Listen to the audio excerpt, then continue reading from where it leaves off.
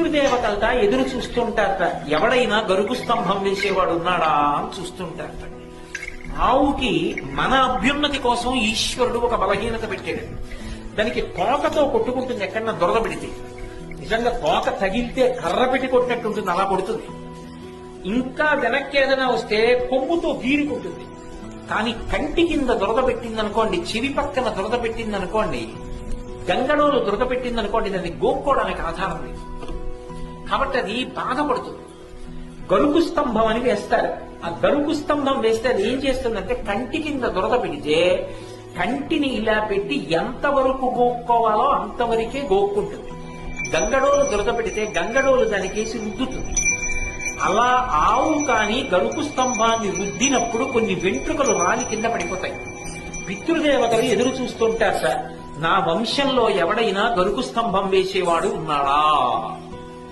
అలా వెంట్రుకలు కాని కింద పడ్డాయా, ఉత్తర క్షణంలో గరుకు స్తంభం వేసినటువంటి వాడి యొక్క 7 తరాల వాళ్ళని నరకలోకంలోంచి స్వర్గానికి ఉత్తీర్ణులు చేస్తాడు. నేను చెప్పట్లేదు, వేదం చెప్పాను.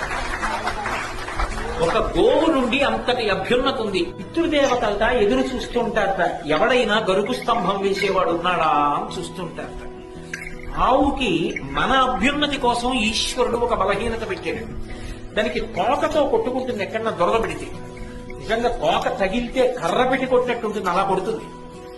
ఇంకా వెనక్కి ఏదైనా వస్తే కొమ్ముతో గీరుకుంటుంది. కానీ కంటి కింద దురద పెట్టిందనుకోండి, చెవి పక్కన దురద పెట్టిందనుకోండి, గంగడోలు దురద పెట్టిందనుకోండి, దాన్ని గోక్కోవడానికి ఆధారం లేదు. కాబట్టి అది బాధపడుతుంది. గరుకు స్తంభం అని వేస్తారు. ఆ గరుకు స్తంభం వేస్తే అది ఏం చేస్తుందంటే, కంటి కింద దురద పెడితే కంటిని ఇలా పెట్టి ఎంతవరకు గోక్కోవాలో అంతవరకే గోక్కుంటుంది. గంగడోలు దురద పెడితే గంగడోలు దానికేసి రుద్దుతుంది. అలా ఆవు కాని గరుకు స్తంభాన్ని రుద్దినప్పుడు కొన్ని వెంట్రుకలు రాని కింద పడిపోతాయి.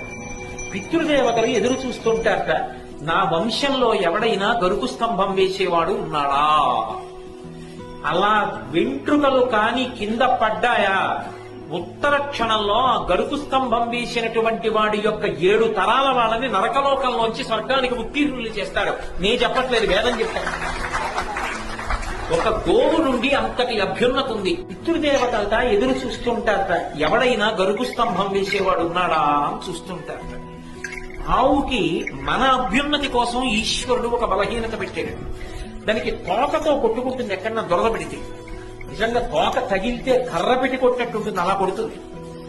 ఇంకా వెనక్కి ఏదైనా వస్తే కొమ్ముతో గీరుకుంటుంది. కానీ కంటి కింద దురద పెట్టిందనుకోండి, చెవి పక్కన దురద